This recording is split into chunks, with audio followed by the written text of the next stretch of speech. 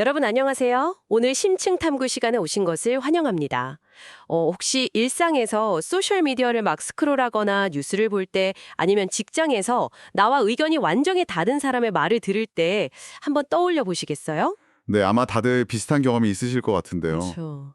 그 짧은 순간에 나도 모르게 미간이 확 일그러지거나 얼굴이 막 뻣뻣하게 굳어지는 걸 느껴본 적 분명히 있으실 겁니다. 속으로 아니, 도대체 왜 저렇게 앞뒤가 안 맞는 소리를 하지? 하면서 말이죠. 맞아요. 누구나 겪는 아주 자연스러운 반응이죠. 그런데 오늘 저희가 다룰 자료의 시각에 따르면요. 그 찰나의 표정 변화가 그냥 단순한 감정적 반응이 아니라고 합니다. 그게 무려 수천 년 동안 이어져 내려온 아주 섬뜩한 심판의 표식일 수 있다는 거죠. 그 부분이 정말 이 자료의 가장 충격적인 통찰 중 하나죠. 네, 진짜 소름 돋더라고요. 오늘 저희가 탐구할 자료는 김창호 작가의 저서 에덴의 미토스와 로고스 중에서 가인과 람에게 이야기에 대한 발췌문입니다. 저는 이 텍스트를 읽으면서 약간 인간의 갈등이나 권력의 심연을 들여다보는 특수한 엑스레이 안경을 낀 것 같았어요. 와, 엑스레이 안경이요? 그거 진짜 완벽한 비유네요. 그쵸? 왜냐하면 이게 단순히 표면적인 사건을 보는 게 아니라 우리가 흔히 정당한 분노라고 부르는 그 거피부를 싹 벗겨내고 그 안에 있는 절대적인 두려움, 통제욕, 이런 뼈대를 그대로 보여주더라고요. 맞습니다. 우리는 보통 가인과 아벨의 이야기를 그냥 아주 오래된 고대 신화나 최초의 살인 사건을 다룬 도덕적인 우화 정도로만 생각하잖아요. 네, 거의 주일학교에서 배우는 그런 옛날 이야기 느낌이죠. 그렇죠. 하지만 오늘 이 텍스트의 논리를 따라 그 뼈대까지 파고들다 보면 수천 년 전의 내러티브가 어떻게 우리의 일상적인 그 찌푸린 표정에서 시작해서 현대사회의 거대한 권력 구조로 확장되는지 아주 소름 돋는 인과관계를 발견하시게 될 겁니다. 와, 벌써부터 막 기대가 되는데요. 그럼 바로 그 뼈대를 한번 들여다보죠. 우리가 타인을 보면서 왜 미간을 찌푸리게 되는가? 그 분열의 기원을 이해하려면 아담의 두 아들인 가인과 아벨로 돌아가야 한다고 원문은 말하고 있습니다. 네, 거기가 바로 모든 문제의 출발점이니까요. 여기서 참 흥미로운 게 텍스트가 아담이 선악과를 먹은 후에 그냥 두 명의 자식을 낳았다 이게 아니라 자신의 삶을 두 가지 존재 양태로 낳았다고 표현하더라고요. 네, 아주 중요한 철학적 포인트입니다. 첫째가 땅에 속한 형상인 가인이고 둘째가 하늘에 속한 형상인 아벨이라는 건데 전문가님 여기서 땅에 속한다거나 하늘에 속한다는 게 정확히 어떤 심리적 상태를 의미하는 건가요? 그 두 양태를 이해하는 게 오늘 탐구의 기초공사라고 할 수 있는데요. 우선 선악과를 먹었다는 행위의 본질을 한번 생각해 봐야 합니다. 선과 악을 알게 되었다는 거요? 네, 선과 악을 알게 되었다는 것은 결국 내게 이익이 되는 것은 선이고 나에게 해가 되는 것은 악이라고 스스로 판단하고 규정하는 세계관이 탄생했다는 뜻이거든요. 그러니까 내가 기준이 되는 거군요. 맞습니다. 즉 스스로 생존의 주도권을 쥐고 세상을 통제하려는 제로섬 마인드셋이죠. 가인으로 상징되는 땅에 속한 형상이 바로 이 상태를 말합니다. 나의 생존을 쟁취하려고 끊임없이 남과 나를 비교하고 경쟁하는 질서인 거죠. 철저하게 세속적이고 생존 지향적인 시스템이네요. 그럼 아벨은요? 반면에 아벨로 상징되는 하늘에 속한 형상은 전혀 다릅니다. 이건 생존을 위해서 누군가를 짓누르거나 통제하는 힘의 논리가 아니라 생명 그 자체의 자연스러운 흐름에 순응하고 지향하는 존재 방식을 뜻합니다. 세상 만물을 생존을 위한 자원이나 위협으로만 보는 가인의 세계관이랑 그냥 존재하는 것 자체로의 생명을 긍정하는 아벨의 세계관. 와, 이거 완전히 물과 기름이네요. 그렇죠. 절대 섞일 수 없는 두 양태죠. 그런데 여기서 비극이 벌어지잖아요. 가인이 들판에서 동생 아벨을 쳐 죽입니다. 원문은 이걸 단순한 형제 간의 질투가 아니라 땅에 속한 형상이 하늘에 속한 형상을 부정한 사건이라고 아주 거시적으로 해석하더라고요. 네, 가인의 입장에서는 생존을 위해 투쟁하지 않는 아벨의 존재 방식 자체가 자신의 세계관을 위협하는 모순이었을 겁니다.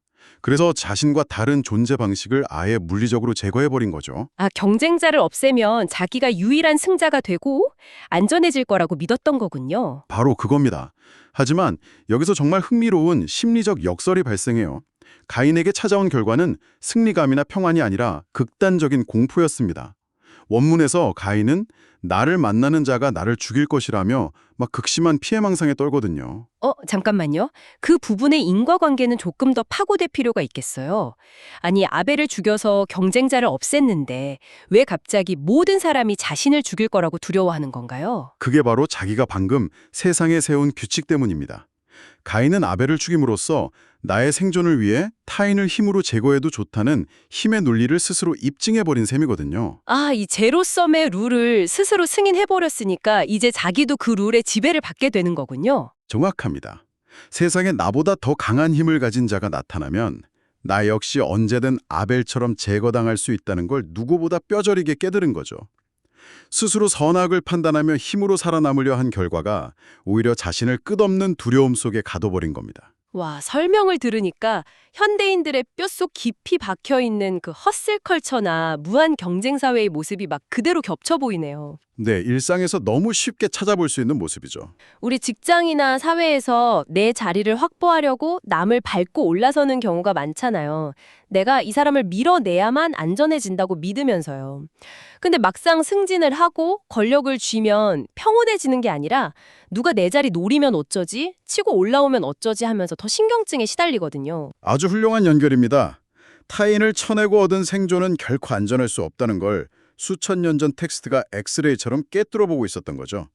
내 편과 내 편이라는 이분법적 잣대로만 세상을 통제하려 할 때 우리는 필연적으로 실존적 공포를 떠안게 됩니다. 그렇다면 전문가님, 여기서 저는 아주 근본적인 의문이 하나 생기는데요. 네, 어떤 의문이신가요? 가인이 그렇게 두려움에 떨면서 세상에 악순환을 만들었다면 차라리 더 정의로운 누군가가 나타나서 그 가인을 단죄하고 심판해버리는 게 맞는 것 아닌가요? 우리가 범죄자 보면 저런 인간은 매장시켜야 정의가 산다고 생각하잖아요. 우리가 정의라는 이름으로 가장 쉽게 빠지는 논리적 함정이 바로 그 지점입니다. 악을 제거해서 선을 이룬다는 발상이죠. 하지만 원문은 그 심판의 메커니즘 자체가 더 거대한 재앙의 시작이라고 날카롭게 지적합니다. 네, 가인을 심판하는 게 왜 재앙이 되나요? 누군가 가인을 심판하고 죽인다는 것 자체가 그 심판자 역시 철저하게 선과 악을 나누고 통제하는 가인의 세계에 속해 있음을 증명하는 꼴이기 때문이죠. 어떤 논리와 본질적으로 똑같습니다. 오히려 스스로를 절대적인 선으로 규정한다는 점에서 원문은 가인을 죽이는 자가 가인보다 7배나 더 선하게 경도된 자라고 경고하죠. 와, 그러니까 내가 누군가를 향해서 저 사람은 틀렸어, 내 기준이 맞아라며 심판의 칼을 빼드는 순간 나는 정의의 사도가 아니라 폭력을 7배로 증폭시키는 또 다른 가인이 된다는 거네요. 네, 그래서 신은 가인을 누군가 죽이도록 내버려두는 대신에 쫓겨나 유리하는 그의 이마에 표를 새겨줍니다. 아, 바로 그 가인의 표가 여기서 등장하는 거군요. 여러분, 이제 진짜 마음의 준비를 하셔야 합니다. 원문에 따르면 이 수천 년 된 가인의 표가 무슨 판타지 영화의 마법 낙인 같은 게 아니라고 하더라고요. 네, 철저하게 일상적이고 물리적인 형태로 우리 얼굴에 나타나는 표식이죠. 그게 바로 자신과 다른 견해의 사람을 만날 때 일그러지는 미간이라고 원문은 말합니다. 저는 이 대목 읽고 진짜 뒤통수를 한 대 맞은 기분이었어요. 상대방이 틀렸다고 재단할 때 내 미간에 잡히는 주름이 내가 가인의 후예라는 증거라니요. 그 메커니즘을 정확히 보신 겁니다. 미간의 일그러짐은 감출 수 없는 나의 내면 상태, 즉 내가 선악의 질서에 깊이 속한 자임을 고발하는 가장 정직한 육체적 증거입니다. 우리는 보통 남 비판하면서 인상 찌푸릴 때 내가 좀 더 지성적이고 도덕적으로 우월하다고 착각하잖아요. 그렇죠. 하지만 그 표정의 기저를 엑스레이로 비춰보면 거기에는 세상은 내 기준대로 돌아가야 하고 저 사람은 내 세계를 위협한다는 두려움과 배척의 심리가 깔려 있는 겁니다. 아, 생명을 있는 그대로 수용하지 못하고 심판관 자리에 앉으려는 자의 표정인 거네요. 저 어제만 해도 소셜미디어에서 저랑 정치 성향 반대인 사람 글 보고 미간 팍 찌푸리면서 막 비판 댓글 달려고 키보드 두드렸거든요. 아, 그러셨군요.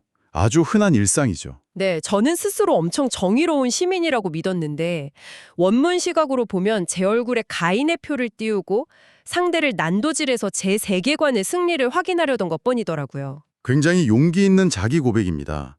사실 소셜미디어야말로 현대판 가인의 표가 1초에도 수백만 번씩 번쩍이는 전시장이죠. 분노하며 타이핑을 하는 순간 우리는 내가 옳다는 도덕적 도취감에 빠지지만 그건 사망의 질서에 완전히 편입된 행동입니다. 미간주름 하나에 이렇게 무거운 존재론적 의미가 있다니 진짜 충격입니다.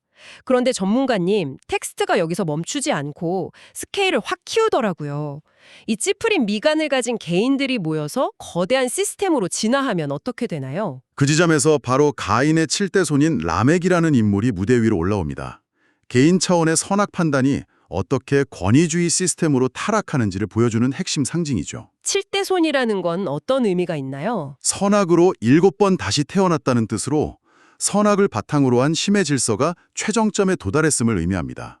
라멕은 오직 권위와 힘으로 자아를 설정한 존재예요. 그리고 그가 내뱉는 끔찍한 선언이 있죠. 자신을 상하게 하는 자에게는 77배로 갚아주리라고 소리칩니다. 아니, 아까 가인을 죽이면 7배 벌을 받는댔는데 라멕은 자기를 상하게 하면 77배로 응징한다고요? 이건 내 의견에 반대하면 아예 사회적으로 매장하겠다는 극단적인 폭포 정치잖아요. 맞습니다. 왜 그렇게 압도적인 보복을 선언해야 할까요? 역설적으로 그가 구축한 권위의 시스템이 뼛속까지 취약하고 두려움에 가득 차 있기 때문입니다. 가짜 권위라서 작은 의문만 제기돼도 무너질까 봐 공포에 떠는 거죠. 아, 이견 자체를 원천 봉쇄하려고 77배라는 비이성적인 통제를 수단으로 쓰는 거군요. 와, 이거 들으니까 당장 회사에서 팀장이 자기 의견에 반대하는 팀원 막 교묘하게 괴롭혀서 공포 분위기 조성하는 거 떠오르네요. 네, 일종의 마이크로 라멕이라고 할 수 있죠. 네, 작은 라멕이네요. 그런데 저자는 이런 마이크로 라멕을 넘어서 현대의 거시적 시스템, 그러니까 종교나 정치, 검찰 같은 권력 구조의 형태로 이게 어떻게 나타나는지도 조명하더라고요. 아주 예리하게 짚어주셨습니다. 원문은 현대 기득권 체계를 꽤 구체적으로 거론하죠. 여기서 청취자 여러분, 저희가 정말 확실히 짚고 넘어가야 할 점이 있습니다. 저희는 지금 절대 특정 정치적 입장이나 종교기관, 검찰을 비판하거나 편들려는 게 아닙니다. 원문 저자가 도전을 용납하지 않는 권력의 속성을 설명하기 위해 이런 직관들을 예시로 든 것뿐이니까요. 네, 당연히 중립적으로 접근해야죠. 라멕의 심리는 특정 기관의 전유물이 아닙니다. 종교든 정치든 권력의 기생에서 통제와 획일화로 기득권을 지키려는 우리 모두에게 있는 지독한 질병이며 속성이라는 걸 거듭 강조해야 합니다. 그쵸. 저자도 특정한 집단만 악하다는 게 아니라 절대적인 권위를 구축하려는 모든 시스템이 이 라멕의 DNA를 공유한다는 걸 객관적으로 보여주는 거잖아요. 정확합니다. 생명을 질식시키는 사망의 시스템이라는 본질을 꿰뚫어 보는 게 핵심이죠. 네, 저도 처음엔 거대 권력이 문제구나 하다가 금방 얼굴이 화끈거렸어요. 제가 저들이 악하다고 심판하는 그 순간 제 얼굴에 또 가인의 미간이 생기더라고요. 결국 우리 모두의 내면 깊은 곳에 77배 분노의 라멕이 있다는 게 제일 무서운 통찰입니다. 스스로 선악의 심판관이 되려 할 때 우리는 이미 라멕 시스템의 훌륭한 부속품으로 작동하고 있는 거니까요. 정말 마음이 무겁고 답답해집니다. 우리 모두가 가인처럼 두려움에 떨며 타인을 심판하고 이 사회 전체가 77배 분노의 라멕 속성으로 굴러간다면 도대체 우리한테 희망이 있긴 한 건가요? 영영 이 굴레에서 못 벗어나는 건가 싶어요. 그렇게 절망하실 필요 없습니다. 이 원문이 위대한 이유가 바로 그 폭력의 사슬을 끊어낼 생명의 가능성을 동시에 제시하기 때문이거든요. 네. 후반부에 전혀 예상치 못한 반전이 등장하죠. 네, 가인에 의해 아벨은 죽었지만 생명의 흐름은 끊기지 않고 셋이라는 새로운 생명의 계보가 다시 태어납니다. 우리의 인생 순례길이 단순히 가인의 방식에 잡아먹혀 끝나는 게 아니라 가인의 계보와 셋의 계보가 끊임없이 부딪히며 이어지는 긴 갈등의 여로라는 거죠. 맞아요. 그리고 제가 진짜 놀랐던 게 이 셋의 계보를 쭉 따라가다 보면 아주 익숙한 이름이 툭 튀어나오잖아요. 바로 노아의 아버지 이름이 또 다른 라멕이더라고요. 네, 이 텍스트의 아주 기가 막힌 문학적 장치죠. 아니 방금 전까지 그렇게 비판했던 77배 보복의 권우주의자랑 완전히 똑같은 이름이 반대쪽 구원의 계보에 있다는 게 대체 어떤 의미인가요? 이름은 같은데 존재 양태는 전혀 다른 두 인물이라는 게 핵심입니다. 아담이 선악과를 먹고 두 양태로 삶을 낳았듯이 여기서 그 원리가 다시 반복되는 겁니다. 권위와 두려움으로 타인을 짓밟는 땅에 속한 라멕이 있고 동시에 분노의 사슬을 끊고 새로운 생명인 노아를 낳는 하늘에 속한 라멕의 가능성이 매 순간 다투고 있다는 겁니다. 실존적 결단은 오롯이 우리의 몫이죠. 와, 진짜 놀라운 반전입니다. 자, 어느덧 오늘의 탐구를 정리할 시간이네요.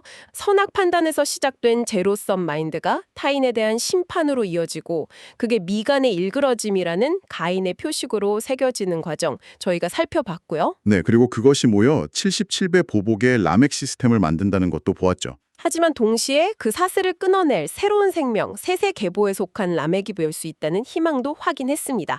여러분, 이제 일상에서 누군가와 의견이 충돌해 미간이 찌푸려질 때 단순한 감정 문제가 아니라 수천 년 된 선악의 질서가 작동하고 있음을 꿰뚫어 보게 되셨을 겁니다. 그렇다면 오늘 탐구를 바탕으로 청취자 여러분 스스로 탐구해볼 흥미로운 질문을 하나 던지며 마무리하고 싶네요. 네, 전문가님 어떤 질문인가요? 우리가 내 견해만 옳다고 믿으며 얼굴에 띄우는 찌푸린 미간이 가인의 표시라면 만약 우리가 생명을 낳는 세세계보에 속할 라멕으로 살아가기로 결단한다면 어떨까요?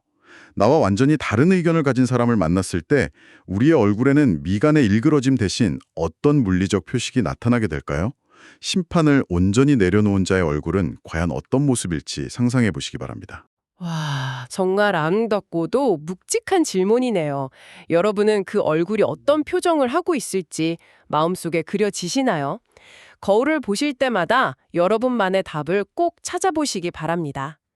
오늘 심층 탐구 시간은 여기서 마치겠습니다. 다음에도 더 깊은 통찰을 담은 엑스레이를 들고 찾아올게요. 함께 해주셔서 감사합니다.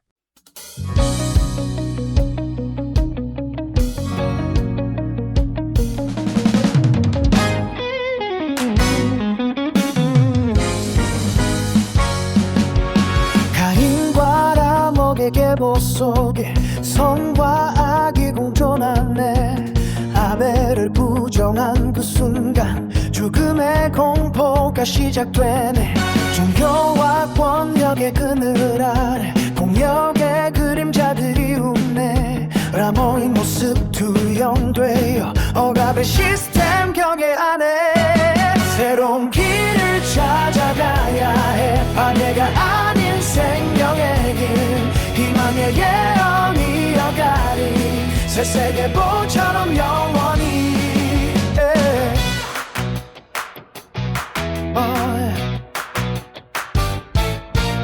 세속의 절망 속에서도 빛을 향해 나가리. 새로운 길을 찾아가야 해. 파괴가 아닌 생명의 길, 희망의 예언 이어가리 새 세계보처럼 영원히.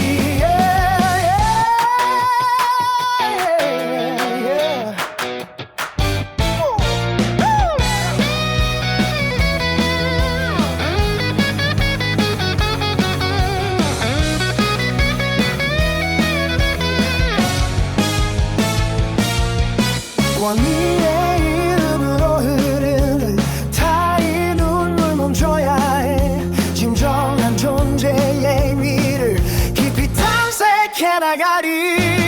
새로운 빛을 찾아야 해. 방해가 아닌 생명의 길, 희망의 예언 이어가리 새 세계보처럼 영원히.